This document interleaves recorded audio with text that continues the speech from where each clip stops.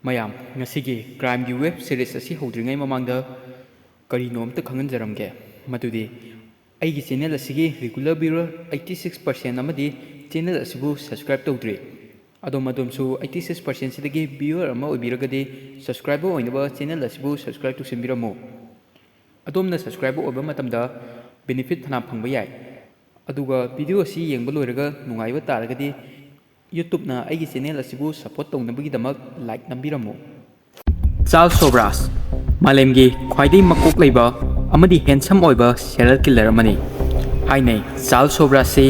ꯃꯥꯒꯤ ꯈꯣꯏꯊꯨꯝꯂꯕ ꯋꯥꯍꯩ ꯑꯃꯗꯤ ꯃꯥꯒꯤ ꯄꯔꯁꯣꯅꯦꯂꯤꯇꯤꯅ ꯃꯤꯕꯨ ꯉꯥꯎꯍꯜꯂꯤ ꯑꯗꯨꯕꯨ ꯀꯔꯤꯅꯣ ꯃꯥꯂꯦꯝꯒꯤ ꯈ꯭ꯋꯥꯏꯗꯒꯤ ꯃꯤꯁꯇꯤꯔꯤꯌꯁ ꯁꯦꯔꯤꯌꯦꯜ ꯀꯤꯂꯔ ꯆꯥꯔꯜꯁ ꯁꯣꯕ꯭ꯔꯥꯖꯀꯤ ꯋꯥꯔꯤ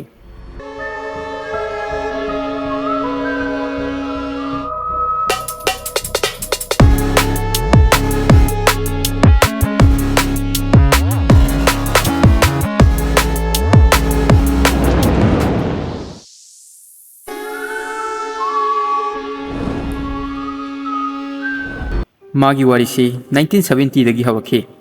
ꯃꯇꯝ ꯑꯁꯤ ꯗ꯭ꯔꯒ ꯑꯃꯗꯤ ꯄꯥꯔꯇꯤ ꯇꯧꯕꯒꯤ ꯆꯠꯅꯕꯤꯕꯨ ꯌꯥꯝꯅ ꯄꯥꯝꯅꯈꯠꯂꯛꯄꯒꯤ ꯃꯇꯝꯗꯨꯅꯤ ꯌꯥꯝꯂꯕ ꯅꯍꯥꯁꯤꯡ ꯑꯃꯦꯔꯤꯀꯥ ꯌꯨꯀꯦ ꯌꯨꯔꯣꯞꯇꯒꯤ ꯇ꯭ꯔꯥꯏꯕꯦꯜ ꯇꯧꯗꯨꯅ ꯊꯥꯏꯂꯦꯟ ꯅꯦꯄꯥꯜ ꯑꯃꯗꯤ ꯏꯟꯗꯤꯌꯥꯗ ꯂꯥꯛꯄ ꯍꯧꯔꯛꯈꯤ ꯍꯥꯏꯔꯤꯕ ꯃꯐꯝꯁꯤꯡꯁꯤꯗ ꯗ꯭ꯔꯒ ꯏꯂꯥꯏ ꯂꯥꯏꯅ ꯐꯪꯕꯒꯤ ꯅꯍꯥꯁꯤꯡꯁꯤꯅ ꯂꯥꯛꯂꯤꯕꯅꯤ ꯃꯁꯤꯒꯤ ꯌꯪꯁꯇꯔꯁꯤꯡꯁꯤꯕꯨ ꯍꯤꯞꯄꯤ ꯍꯥꯏꯅ ꯀꯧꯅꯩ ꯑꯗꯨꯒ ꯊꯥꯏꯂꯦꯟ ꯏꯟꯗꯤꯌꯥ ꯅꯦꯄꯥꯜꯒꯨꯝꯕ ꯀꯟꯇ꯭ꯔꯤꯁꯤꯕꯨꯅ ꯍꯤꯞꯄꯤ ꯇ꯭ꯔꯦꯜ ꯍꯥꯏꯅ ꯈꯪꯅꯔꯝꯃꯤ 1970ꯗ ꯃꯣꯕꯥꯏꯜꯅꯆꯤꯡꯕ ꯏꯃꯦꯜꯅꯆꯤꯡꯕ ꯑꯃꯠꯇ ꯂꯩꯕ ꯅꯠꯇꯦ ꯑꯗꯨꯅ ꯌꯪꯁꯇꯔꯁꯤꯡ ꯑꯁꯤ ꯃꯇꯝ ꯀꯨꯏꯅ ꯃꯌꯨꯝꯗ ꯍꯟꯖꯜꯂꯛꯇꯕꯁꯨ ꯌꯥꯎꯏ ꯃꯈꯣꯏꯒꯤ ꯌꯨꯝꯒꯤ ꯃꯤꯁꯤꯡꯅꯗꯤ ꯃꯈꯣꯏ ꯀꯔꯤ ꯀꯩꯗꯧꯔꯤꯕꯒꯦ ꯍꯥꯏꯕꯗꯨ ꯈꯪꯕ ꯅꯠꯇꯦ ꯍꯥꯏꯔꯤꯕ ꯃꯇꯝꯁꯤꯗ ꯐꯣꯔꯦꯅꯔꯁꯤꯡꯒ ꯄꯨꯜꯂꯒ ꯀꯅꯥꯒꯨꯝꯕꯁꯤꯡꯅ ꯈꯪꯕ ꯉꯝꯂꯔꯣꯏꯗꯕ ꯌꯥꯝꯅ ꯊꯥꯖꯗꯕ ꯀ꯭ꯔꯥꯏꯝꯒꯤ ꯃꯁꯤꯡ ꯅꯣꯡꯃꯒꯤ ꯍꯦꯟꯒꯠꯂꯛꯈꯤ 1975ꯗ ꯅꯣꯡꯃ ꯑꯌꯨꯛ ꯑꯃ ꯅꯨꯄꯥ ꯑꯃꯅ ꯁꯃꯨꯗ꯭ꯔ ꯃꯄꯥꯟꯗ ꯁꯨꯝ ꯆꯠꯂꯤꯉꯩ ꯃꯇꯝꯗ ꯏꯁꯤꯡꯗ ꯅꯨꯄꯤ ꯑꯃꯒꯤ ꯕꯣꯗꯤ ꯇꯥꯎꯗꯨꯅ ꯂꯩꯕ ꯊꯦꯡꯅꯈꯤ ꯍꯛꯆꯥꯡ ꯑꯗꯨ ꯃꯄꯥꯟꯗ ꯄꯨꯊꯣꯔꯛꯄꯗꯗꯤ ꯍꯥꯟꯅꯗꯒꯤ ꯅꯨꯄꯤ ꯑꯗꯨꯗꯤ ꯁꯤꯔꯒ ꯂꯩꯔꯝꯃꯤ ꯌꯥꯝꯅ ꯉꯛꯄ ꯍꯥꯏꯔꯒꯗꯤ ꯅꯨꯄꯤ ꯑꯁꯤ ꯕꯤꯀꯤꯅꯤ ꯑꯃꯗꯒꯤ ꯍꯦꯟꯅ ꯁꯦꯠꯂꯝꯗꯦ ꯑꯗꯨꯒ ꯃꯥꯒꯤ ꯍꯛꯆꯥꯡ ꯇꯪꯈꯥꯏ ꯑꯃꯗꯤ ꯃꯩꯅ ꯆꯥꯛꯂꯝꯃꯤ ꯃꯥꯕꯨ ꯍꯦꯛ ꯌꯦꯡꯕꯃꯛꯇꯗ ꯃꯍꯥꯛꯀꯤ ꯃꯤꯁꯤꯁꯤ ꯃꯗꯔ ꯑꯃꯅꯤ ꯍꯥꯏꯕ ꯈꯪꯉꯤ ꯍꯥꯏꯔꯤꯕ ꯊꯧꯗꯣꯛꯁꯤꯡ ꯑꯁꯤ ꯅꯣꯡꯃꯒꯤ ꯃꯁꯤꯡ ꯍꯦꯟꯒꯠꯂꯛꯈꯤ ꯅꯨꯄꯤꯁꯤꯡ ꯁꯃꯨꯗ꯭ꯔ ꯃꯄꯥꯟꯗ ꯃꯤꯍꯥꯠꯁꯤꯡ ꯑꯁꯤꯒꯨꯝꯅ ꯃꯗꯔ ꯇꯧꯔꯒ ꯂꯩꯔꯝꯕ ꯁꯨꯝ ꯊꯦꯡꯅꯈꯤ ꯍꯛꯆꯥꯡꯒꯤ ꯇꯪꯈꯥꯏ ꯃꯩꯅ ꯆꯥꯛꯄ ꯐꯤꯔꯣꯜꯁꯨ ꯊꯨꯡꯗ ꯅꯝꯗꯕ ꯄꯨꯂꯤꯁꯁꯤꯡꯅꯗꯤ ꯍꯥꯏꯔꯤꯕꯁꯤꯡ ꯑꯁꯤ ꯁꯦꯔꯤꯌꯦꯜ ꯀꯤꯂꯔ ꯑꯃꯅ ꯇꯧꯕꯅꯤ ꯍꯥꯏꯕꯗු ꯈꯪꯕ ꯉꯝꯂꯛꯈꯤ ꯑꯗꯨꯕꯨ ꯃꯈꯣꯏꯒꯤ ꯈꯨꯠꯇ ꯁꯦꯔꯤꯌꯦꯜ ꯀꯤꯂꯔ ꯑꯁꯤꯕꯨ ꯐꯥꯕ ꯌꯥꯕꯒꯤ ꯂꯪꯂꯥ ꯂꯪꯆꯤꯟ ꯑꯃꯠꯇꯗꯤ ꯐꯪꯕ ꯉꯝꯂꯝꯗꯦ ꯇꯥꯟꯖꯥꯁꯤꯗ 6 ꯐꯦꯕ꯭ꯔꯨꯋꯥꯔꯤ 1976ꯗ ꯕꯦꯡꯀꯣꯛꯇ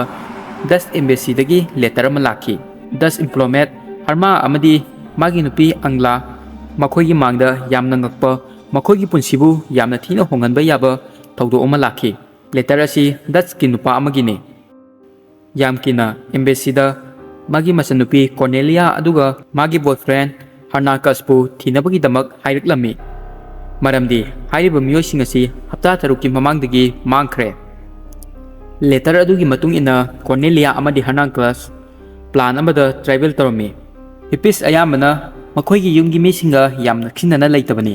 ꯑꯗꯨꯕꯨ ꯀꯣꯔꯅꯦꯂꯤꯌꯥ ꯑꯃꯗꯤ ꯍꯔꯅꯥꯀꯁꯇꯤ ꯃꯈꯣꯏꯒꯤ ꯌꯨꯝꯒꯤ ꯃꯤꯑꯣꯏꯁꯤꯡꯒ ꯌꯥꯝ ꯅꯛꯁꯤꯟꯅꯔꯝꯃꯤ ꯍꯞꯇꯥ ꯑꯃꯗ ꯂꯦꯇꯔ ꯑꯅꯤꯒꯨꯝꯕ ꯏꯔꯛꯇꯨꯅ ꯃꯈꯣꯏꯒꯤ ꯄꯨꯟꯁꯤꯗ ꯀꯔꯤ ꯊꯣꯛꯂꯤ ꯍꯥꯏꯕꯗු ꯌꯥꯝ ꯇꯣꯏꯅ ꯇꯝꯂꯛꯂꯝꯃꯤ ꯃꯈꯣꯏꯒꯤ ꯐ꯭ꯂꯥꯏꯠ ꯇꯣꯡꯗꯨꯅ ꯍꯣꯡꯀꯣꯡ ꯌꯧꯔꯛꯂꯝꯃꯤ ꯃꯈꯣꯏꯅ ꯃꯐꯝ ꯑꯁꯤ ꯌꯧꯔꯒ ꯃꯁꯛ ꯃꯇꯧ ꯐꯖꯕ ꯌꯥꯝꯅ ꯏꯪ ꯇꯞꯄ ꯑꯂꯥꯒ ꯊꯦꯡꯅꯈꯤ ꯑꯁꯦꯡꯕꯗꯤ ꯃꯍꯥꯛ ꯑꯁꯤ ꯖꯦꯝꯁ ꯗꯤꯂꯔ ꯑꯃꯅꯤ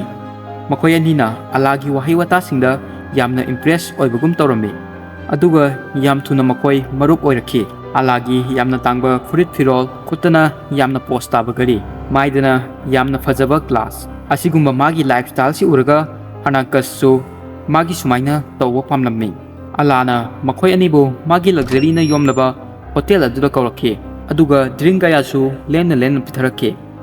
ꯍꯔꯅꯥꯀꯁꯅ ꯀꯣꯔꯅꯦꯂꯤꯌꯥꯕꯨ ꯄ꯭ꯔꯄꯣꯁ ꯇꯧꯕ ꯄꯥꯝꯖꯕꯅꯤ ꯑꯗꯨꯕꯨ ꯍꯣꯡꯀꯣꯡꯗ ꯈꯨꯗꯣꯞꯀꯤ ꯃꯃꯜ ꯌꯥꯝꯅ ꯇꯥꯡꯂꯝꯃꯤ ꯋꯥꯐꯝ ꯑꯁꯤꯒꯤ ꯃꯇꯥꯡꯗ ꯃꯥꯅ ꯑꯂꯥꯒ ꯇꯥꯟꯅꯔꯨꯕꯗ ꯃꯥꯒꯤ ꯃꯅꯥꯛꯇ ꯂꯩꯕ ꯈ꯭ꯋꯥꯏꯗꯒꯤ ꯇꯥꯡꯕ ꯐꯖꯕ ꯈꯨꯗꯣꯞ ꯑꯃ ꯄꯤꯒꯦ ꯑꯗꯨꯒ ꯃꯥꯔꯀꯦꯠ ꯄ꯭ꯔꯥꯏꯁꯇꯒꯤꯁꯨ ꯍꯥꯞ ꯔꯦꯠꯇ ꯑꯣꯐꯔ ꯇꯧꯔꯛꯂꯝꯃꯤ ꯃꯁꯤꯒꯤ ꯃꯇꯨꯡꯗ ꯍꯔꯅꯥꯀꯁ ꯑꯂꯥꯕꯨ ꯌꯥꯝꯅ ꯊꯥꯖꯕ ꯍꯧꯔꯛꯈꯤ ꯑꯂꯥꯅ ꯃꯥꯒꯤ ꯃꯁꯛ ꯃꯇꯧ ꯐꯖꯕꯤ ꯃꯥꯒꯤ ꯀꯅꯥꯗꯤꯌꯟꯒꯤ ꯂꯣꯏꯅꯕꯤ ꯑꯗꯨꯁꯨ ꯃꯈꯣꯏꯒ ꯁꯛꯈꯪꯅꯍꯜꯂꯝꯃꯤ ꯍꯔꯅꯥꯀꯁꯅ ꯀꯣꯔꯅꯦꯂꯤꯌꯥꯕꯨ ꯃꯈꯣꯏꯒꯤ ꯃꯃꯥꯡꯃꯛꯇꯗ ꯄ꯭ꯔꯄꯣꯁ ꯇꯧꯔꯝꯃꯤ ꯋꯥꯐꯝ ꯄꯨꯝꯅꯃꯛ ꯑꯁꯤ ꯃꯆꯟꯅꯨꯄꯤꯅ ꯃꯥꯒꯤ ꯃꯕꯨꯡꯗ letter da wari lirakhi aduga alana hanakas amadi magi masunupigasu makhoi anibu Bangkok ta laknaba invite torki haina hairaklammi makhoi gi mathangi sakhaduba panthungpam adu Bangkok tani makhoi anina Bangkok yawraklaba matung makhoi ani gi family da pau phawrakpa adu lepkhre Cornelia gi mabungna makhoina hairakpa hotel aduda contact tawnaba su torami adubo hotel staff singna makhoi gi hotel aduda check in fawwa torkte haina khumlakhi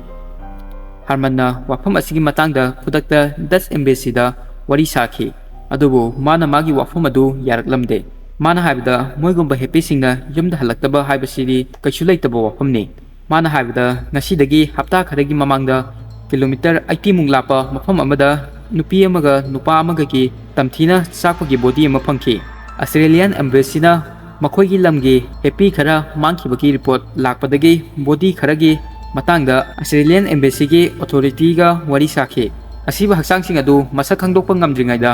Australian happy sing adu yumda halaki makhoi ani na hairakpada makhoi ani di nisa sasilaga mafam amada ngauduna taduna leikhi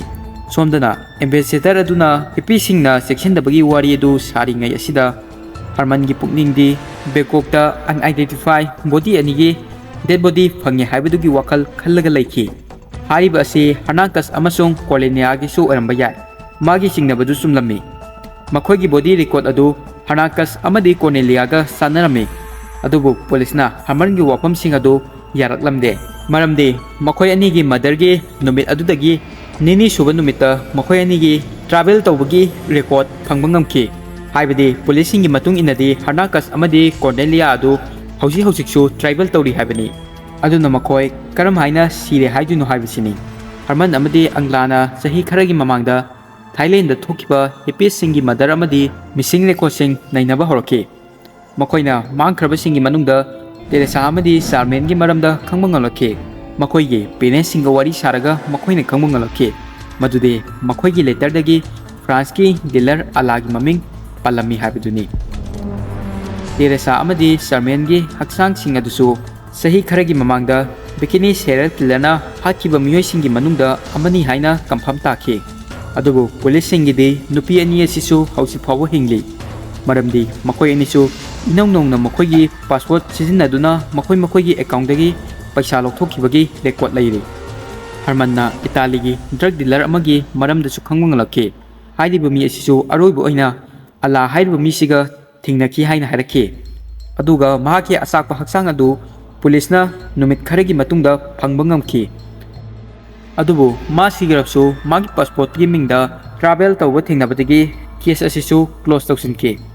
Sarman Italian bakim gi nupini masu magi nupabu thinabagi damak Bangkok tamna laklibani Bangkok ta hippie sing mangbagi report nomo gi hengalakhi sigiba makhoi singdo Harman amadi Cornelia gum drug overdose oibagi report singsu phangba ngamki Harman amadi anglana haiba sing ase ala amadi morningna makhoi khudimak murder tawribni haina khanki haiba sing ase proof tawnaba clue amatadi phangba ngamkhide matamasida makhoina kapal ama thengnaki naban amadi remi makoina hairki moi anina ala amadi monipu thibagum makoi anina su thiri haiba mioi sing asi makoi gi yumthang nabani makoi anina ala amadi monida chingnaba adu achumba makni maramdi ala masamak bikini serial killer ni aduga makoi manakta haiba asigi proof su lai adubu makoi marigi alagi asengma mamingsi ala nati haibadudi khangde magi mamingdi Charles Sobhraj ala natraga Charles Sobhraj haiba simak serial killer adura makhoi anigi proof aduna karino aduga nupa adubu karamna phagadawri khangnabagi nabakta ngaibiramo splitting killer 2